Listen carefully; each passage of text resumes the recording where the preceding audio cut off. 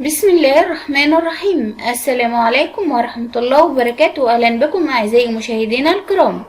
لا تنسوا الاشتراك في القناة ليصلكم منا كل جديد إن شاء الله. إليكم أهم الأنباء.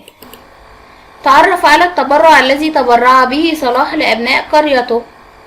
قال حسن بكر مدير جمعية تخريج الخيرية أن لاعب كرة القدم العالمي محمد صلاح لاعب نادي ليفربول الإنجليزي والمنتخب المصري تبرع بتركيب تانك أكسجين لخدمة أبناء قريته والتخفيف عن مرض فيروس كورونا بنجريك. وأكد باكر خلال مداخلة هاتفية في برنامج حديث القاهرة على قناة القاهرة والناس أنه تم إنشاء جمعية نجريك الخيرية وقام بإشهارها عام 2017 والتي تهدف لرعاية الأيتام والأرامل والمسنين وحالة المرضى وتقديم مساعدات شهرية، مشيرا إلى أن عدد الحالات بها وصل إلى 500 حالة. وأضاف أن محمد صلاح ساهم في بناء معهد أزهري على نفقته الخاصة، كما قام بإنشاء وحدات إسعاف وسلمت لهيئة الإسعاف بالغربية، بالإضافة إلى التبرع ب50 مليون جنيه لمعهد الأورام بعد تعرضه للانفجار.